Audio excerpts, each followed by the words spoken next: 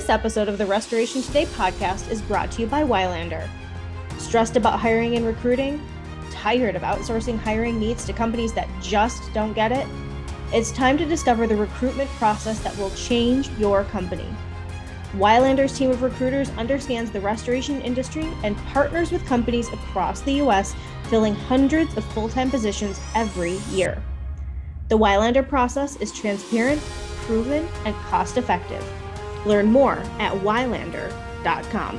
Hello there. Thanks for checking out another episode of the Restoration Today podcast. Today, we are talking about all things marketing with somebody who has worked with a couple of companies in the industry, both on the franchise side and now on the big independent side, as big as they come on the independent side in the industry. So I'm excited to be joined by Kenneth Schweighofer. He's going to say his last name correctly for you in a moment, but that was my English way of saying it, I guess. He is the Chief Marketing Officer for ATI. Kenneth, thank you very much for joining me. So I'm going to toss it over to you and have you share a little bit of your background and how you say your last name. Kenneth Schweighofer, which is it's a very German last name. Yes. But again, like I said, that nobody ever gets it right. So you get used to people pronouncing it however they feel.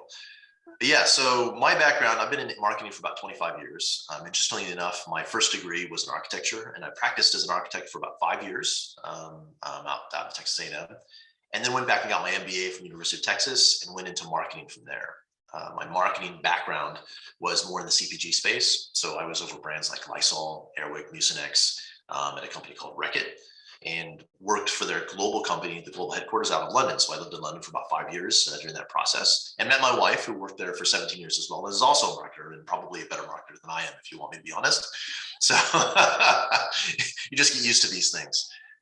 So I spent in the CPG space, I spent about 17 years as a marketer, and then went from there into Service Master, where I learned the franchising space, and then of course the restoration services industry as well. And then from Service Master, I took a little bit of a break and did some investment things, and then got pulled into the fold at ATI because I just loved working with the guys, and were really impressed with the family and TSG, their equity stake ownership as well. Okay, so I know that you're big on, I'm going to dive right in here. I know that you're big on strategic marketing and doing things a little bit of a different way. So I know we're not going to share like all the secret sauce here, but I think you have a ton of knowledge and tidbits to share on how to market maybe differently, or modern marketing, maybe not the common SEO, Google ads, search, all of that. So what do you mean when you say that you focus on strategic marketing? What does that mean? So it means that we want to make sure that we have effective and efficient methods of spending in acquisition type of activities. So there's a couple of different things that means. In restoration services specifically, there's a lot of players that are going into that digital space and doing a lot of SEO spend, getting leads, doing digital lead generations, et cetera.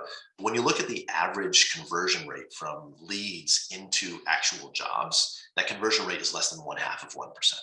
So when you think about that, that means you're going to be spending a lot of money, and you need to have a lot of leads, like over 250 leads for every single job that you get.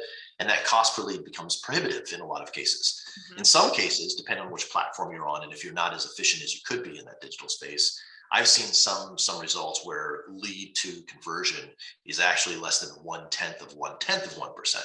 So if you think about that in the big picture, the amount of spend in order to get to a job, and not knowing what the size of the job could be, because there's so much variation, as you know, in this industry, it's a very difficult proposition to defend. So from a strategic perspective, what we've done instead is said, okay, let's take a step back. And instead of diving in and doing a lot of digital lead acquisition activity and trying to quantify and just get the win with the numbers, we're instead being a lot more focused. So we focus on industry. So we've done a lot of research to understand what are the different pillars, not just commercial and residential, but what are the different pillars even within commercial, and how big are those pillars, and who are the decision makers within those pillars, and what's the most effective way of getting to those decision makers. What that's done is that's allowed us to work a lot more collaboratively with the sales organization. So marketing team, so my team actually is a support arm for the business development team. And by that, I mean, everything that we do really hits the road when we work with our colleagues on the business development side. So we're a support organization, support arm for them. And what we do is we help them understand where we need to focus, how we need to focus there. And what that does is that allows us we have a lot less leads than most organizations do, or what I've seen in the past, but our conversion rate is exponentially higher. And so from a job perspective, we have more jobs, and we're getting that. Even though we're paying a little bit more on a per lead basis, and we're spending a lot more time trying to find it, we're actually having the higher quality leads, which is actually leading to the success that ATI has seen over the past several years. So when it comes to building a marketing team that then is supporting business development, do you have different people on each pillar, or do certain people they group together and they maybe work on a few different pillars as one, like maybe two people will work together on education and healthcare, and then two others work on it? How do you break that up? So we've broken that up. So there's a couple of different ways you can do it. And I think there's multiple ways that could be successful. So it's really just a decision about what's the best way for the people that we have and the culture that exists within our team. So there's no one answer, it's a fit. So what I've chosen to do, and what I've aligned with the leadership team at ATI, is we have one arm that's operational and sales enablement. So that team is focused on how do we support the sales and operational teams in the most impactful ways. So they do everything from the tactical things like the brochure making, et cetera.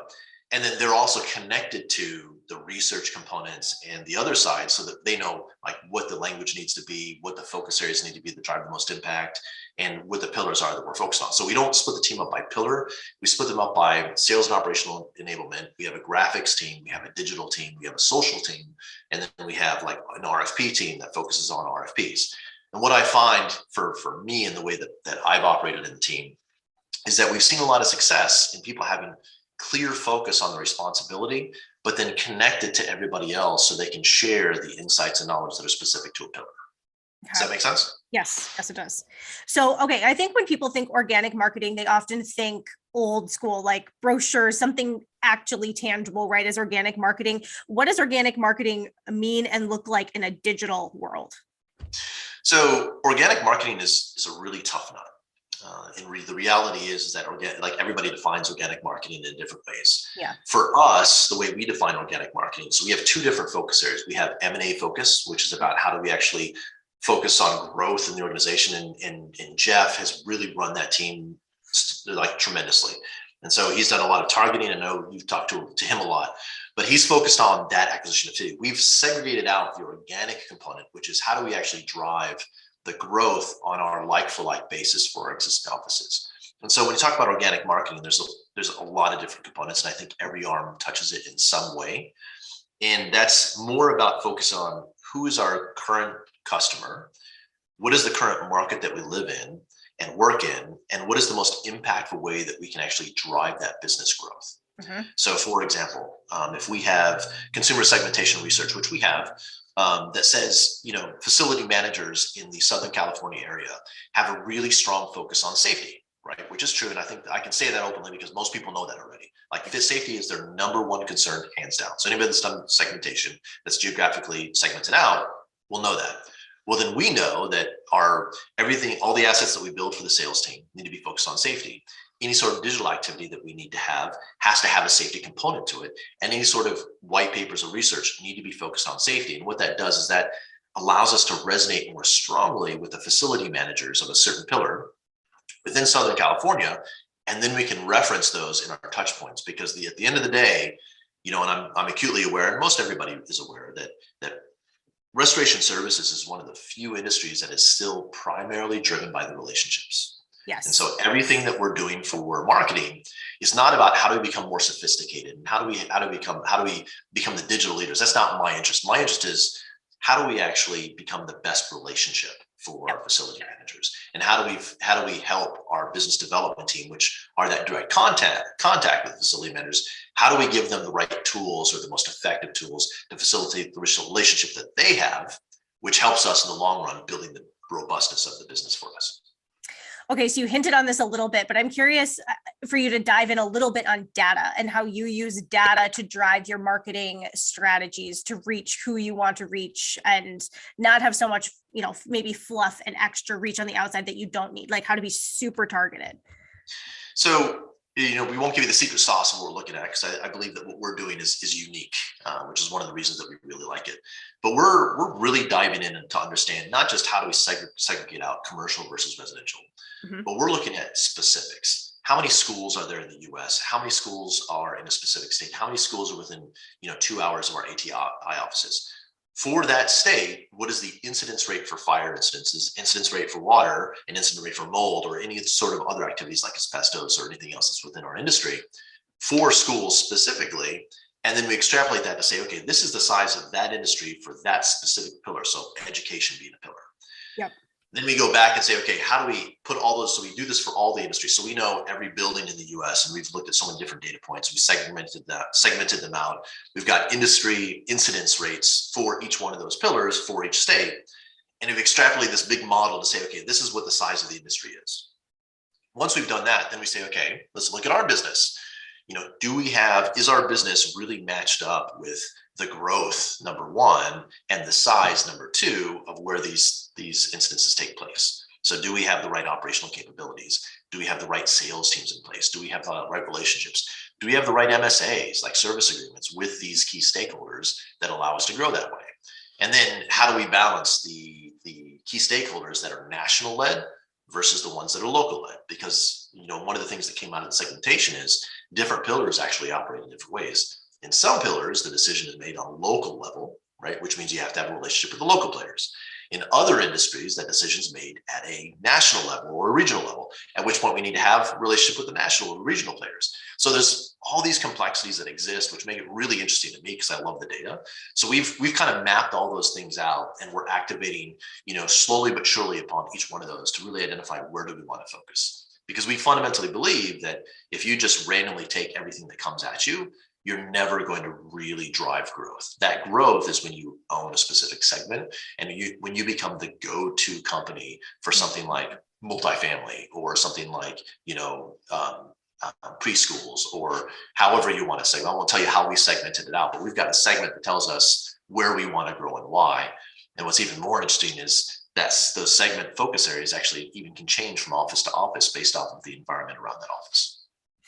Okay, so I think ATI is in an interesting spot as an independent contractor because you're marketing both to the restoration industry through, M&A and looking to grow the ATI family, bring in more companies, mergers, acquisitions, all of that. But you're also marketing to clients, potential customers, all of that in the commercial and residential space. So how do you split those two and have good strategy for both? I mean, those are completely different things that most companies aren't having to deal with, marketing to two completely different areas. Yeah, it is a very different approach. So when we think about marketing in the M&A space, again, the really lucky thing for us, which doesn't exist in other industries, is that both the M&A activity and our growth within the industry, which is our clients, our customers, specifically in the commercial space, both of those are primarily driven by relationships. And so because they're both driven by relationships, we can focus on all of the activities that build the robustness of those relationships. And then the messaging becomes a little bit different, but then there's also a lot of similarities in the messaging. For example, you saw all the stuff we did for RIA, right? All the advertising stuff. It was all about, we are a family, come join ours. Yep. And if you noticed, and a lot of people noticed because we heard a lot of feedback from it, the creative behind that was very different than anything we've ever done before. And there was a reason for that. Like, not only was the creative very different, but it was different from what's being done in the industry, which I think gives us a little bit of an edge. It's not about, hey, come make a lot of money. It's, hey, come join our family. And one of the reasons that we've done that, so we're talking about the M&A side first, is one of the interesting things about the M&A activity is when you talk to owners, they clearly believe that their business is their baby. In a lot of cases, like some of them, like truly care for their businesses almost more than they do their own children, because it is a child of theirs. Yeah. They've grown that, right? Which is really, really interesting. And you see that connection even within the Moore family. Like when Gary grew the business, it has become an integral part of the Moore family's life. So you talk about Jeff, Ryan, and Scott, and their involvement in the business is all driven by the business. ATI is one of Gary's children. So he's growing that from the ground up. So it's a family environment. So we are really leaning in and saying, hey, look, we don't need to tell you about all the 17, 20 things that we can do for you. How about we just talk about a family? Because every family dynamic is different, and every family relationship is going to be different. But the one thing that ties them all together is it's family. Yeah. And so we simplified the hell out of that message in order to really say, hey, look, we're not too particular. We'll work out the details when Jeff starts working on different businesses. They can work out the details later, but the overall crux of it is it's all about family. So then we take that message and say, okay, how does that relate to our clients? Well, one of the things that makes us unique is because we're a family operated business, we know that business continuity is critical. And that response time, that ability to get boots on the ground, that ability to really facilitate that expediency to get the business up and running as quickly as possible is something we focus on. So all of our operational capabilities are driven towards driving business continuity, which is a primary key driver for our consumers or our clients, especially in our focus pillars. Mm-hmm. And that's a unique thing that we do because we understand that from the family environment. So we're taking that messaging in M&A, we can apply that same messaging to our clients.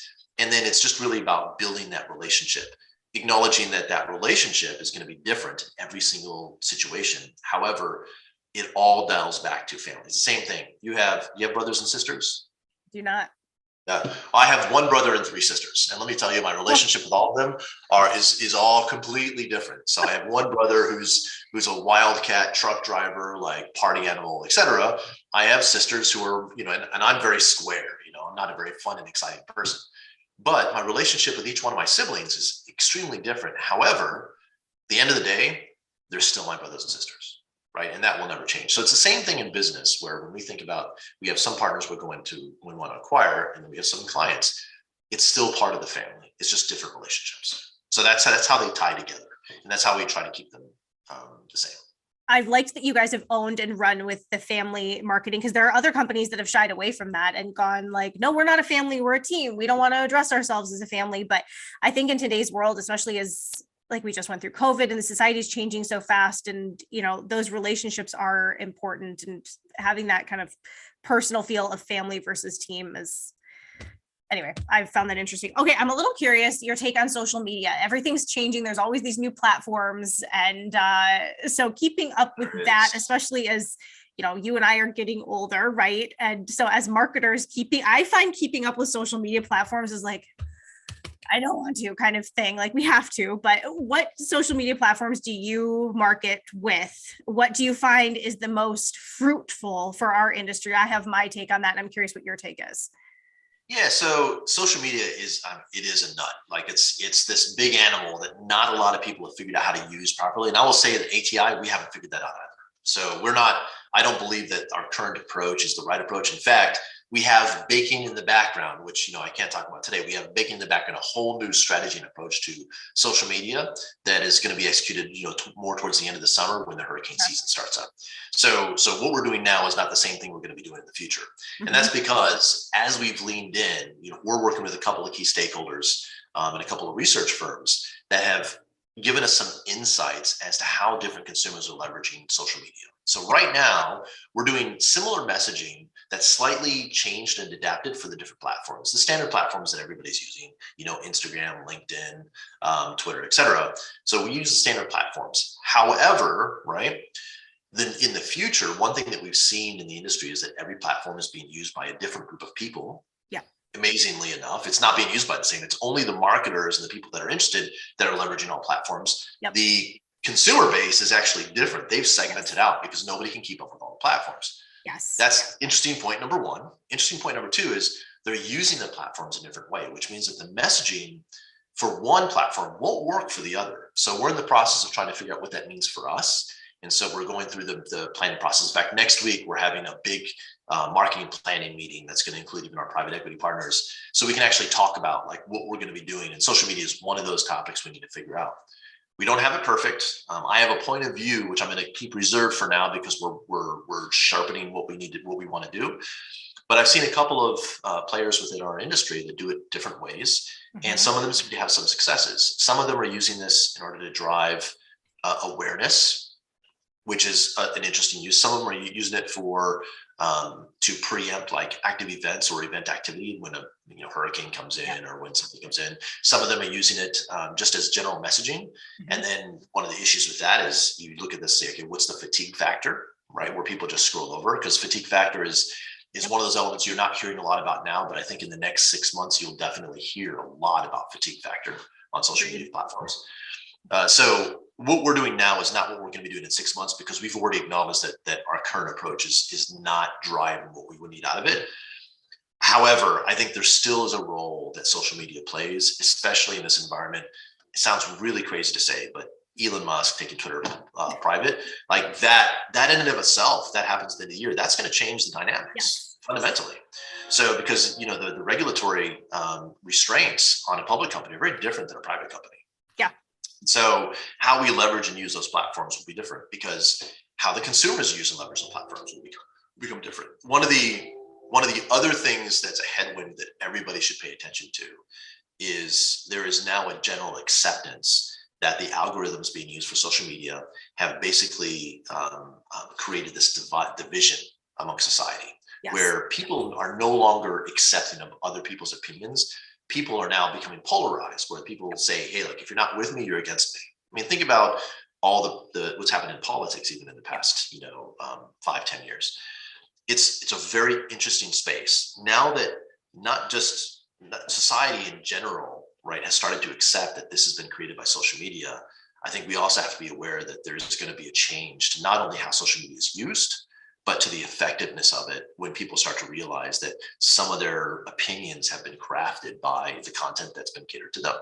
Yes. So I think we're in an environment that's really interesting, and we are at one of those pivotal points where something is going to change, and it's going to be a huge change, but nobody realized until after it happens. So we need to make sure that as a company that we're using social media in a way that allows us to be, correct, or using it in a way that actually helps our company or drives the right type of perception of our organization as those changes occur.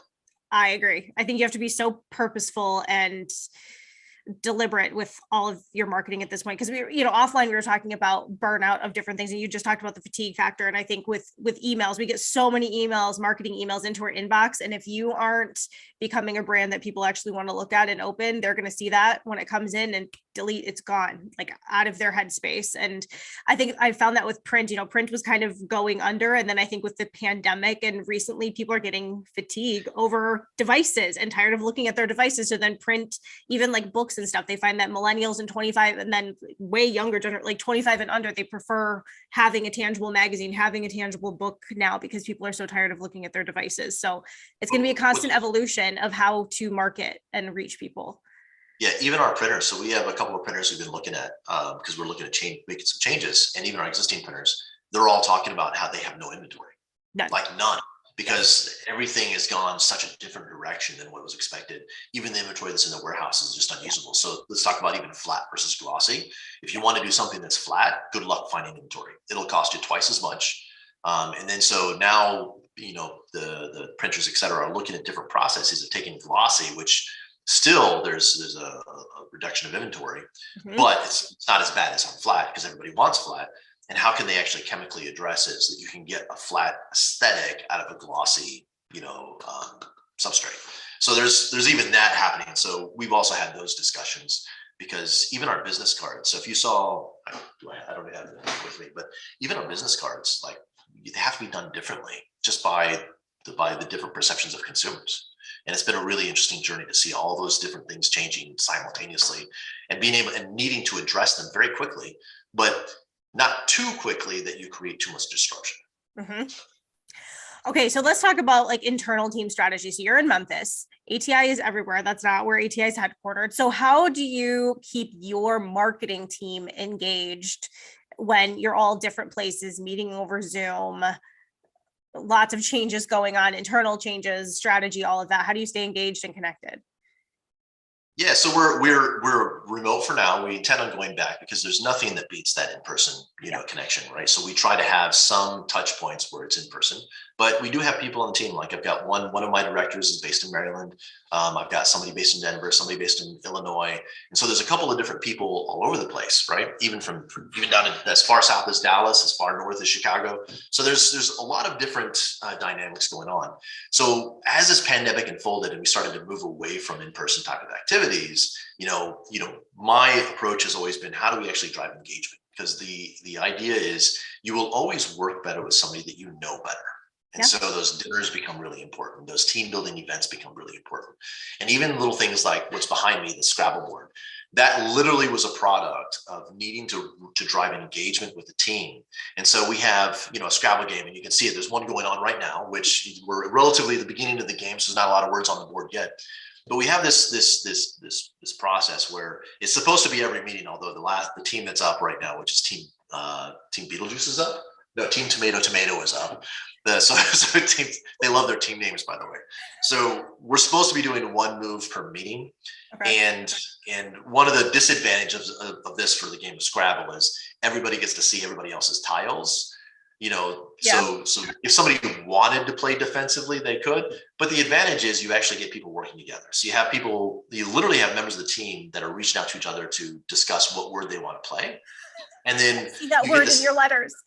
Yeah, and then you get this really competitive environment where people are just like throwing shade out at each other. And it leads to more of a family atmosphere. So let's talk about what we talk about with family. I fundamentally believe that we will know what each other are going to do and know how to support each other more impactfully if we understand each other's personas. So we treat it as a family environment. I'm at the same level as everybody else. I believe in a flat organization. There's nothing that I would ask the team to do that I wouldn't do myself. And so that approach, one of the reasons I joined ATI and came out of, I was just doing investment stuff, was, Jeff was the primary reason that I came across Jeff Moore, and him and his family, they're the same way. They wouldn't do anything they wouldn't ask somebody to do something they wouldn't do themselves. Gary Moore, who's the founder of the organization, he'll be the first person to jump on a plane to go to an area that's been devastated to really help out with the teams on the ground, boots on the ground. And it's really interesting to see that. And I like to live that promise as well. So even down to Scrabble, how do I drive engagement? That's one tool that I use. So those are tactics, but I think the tactics are just an exemplification of the mentality. And the mentality is we're a family, we're a group, and we're only going to be as effective as the next person. So how do we work together in the most impactful ways? So where's the other where are the tiles? I got to know, okay, so they must know what their letters and their tiles are. All right, so people who are listening to this, Kenneth and I have been through this before, and I just am so obsessed with the Scrabble board, I can barely stand it. So, okay, so that's where their letters are. So they just know what their letters are and they draw their behind there. Okay. They are. So we only have 4 teams, and we have 4 things. The teams, the lines are in line with theirs. So I'm Team Stacky, which is the last one, and then my tiles are the ones at the end. So I'm Team Stacky. Actually, I'm working with colleagues from my market team as well. So the last time I think we spoke, this board was actually full. It was almost all industry words because the other.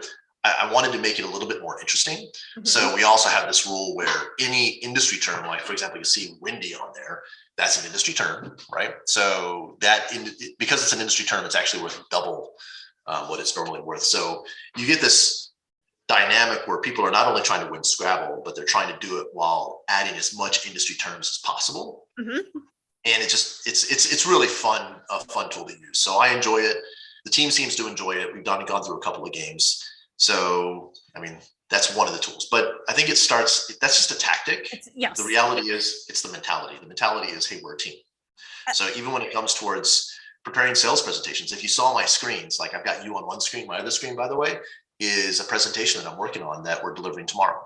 So it's living that life of, we are a team and we are on the same page and not being hierarchical and helping each other out and creating that family environment. Yep. Okay. So this is a topic that I talk about more with moms and women, but it totally applies to men, especially after the pandemic. You have 3 very small children and you work with a big company, fast paced, you're traveling, big team, lots of stuff that you're doing. So how do you maintain kind of that balance in your life? It sounds like you do some fun recreation stuff plus 3 small kids. So what do you do to keep that balance? So there's a couple of things. So one thing that I'm very transparent about is my wife and I we were told that we wouldn't be able to have children. So the fact that we have children is a huge blessing for us. And we were much older when we had children. We were in our 40s when we started having children. So we have 3 of them now, 3 boys. And so I think it means a lot more, or it's a lot different meaning to me than it is for somebody who's in their 20s and having kids and et cetera. So I'll preface it with that. And everybody has a different approach. But I do things such as, if you ever look on my Facebook page, for example, you'll see that I do a father-son coffee every Sunday. right? I've never missed it since my oldest son was 4 months old. And we're on 300 and something right now. And every once in a while we go back and count. And because we never miss a Sunday, we have to just count how many weeks. But I do a father-son coffee every Sunday, and it involves a Lego and it involves coffee. And it's always been a part of what we do as a family. So that's one thing that I do is I've never missed being with my boys on a Sunday, never. In fact, next week we have the Ronald McDonald Charity Run, and it's on Saturday.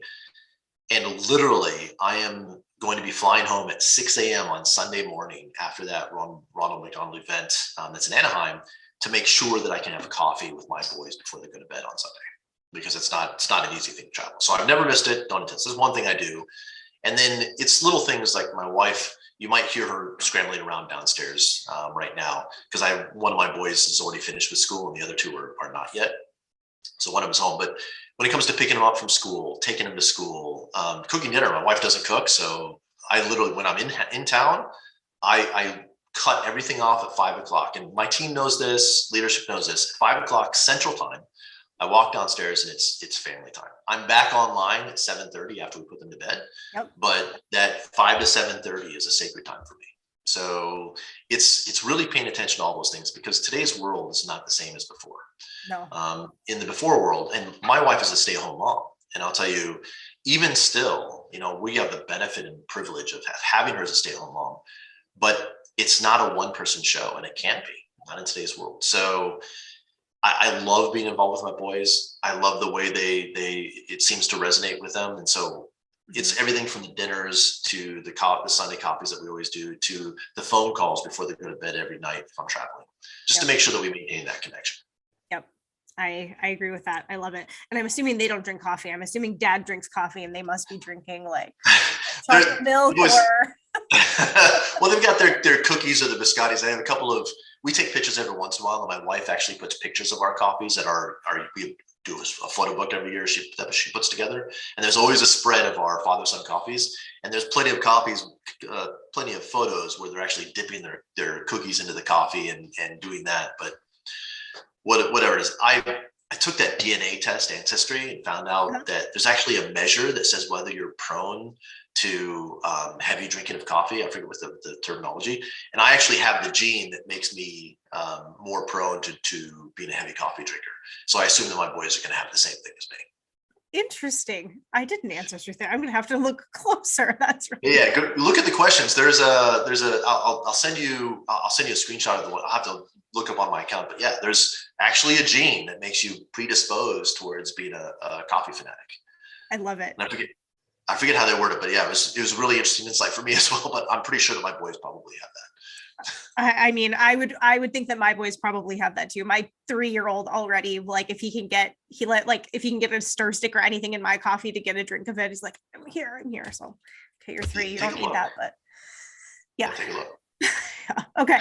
Well, all right. Anything else that you want to share? We talked about a lot. I appreciate all your insight and your wisdom on marketing and a lot of forward thinking strategy, which I appreciate. So anything else you want to share before we wrap it up? No, I think there was one thing that I would share that comes out if you look between the lines. The one thing that's really been unique about the restoration services industry, and this comes from somebody who's relatively new. I'm only 5 years into the restoration services industry.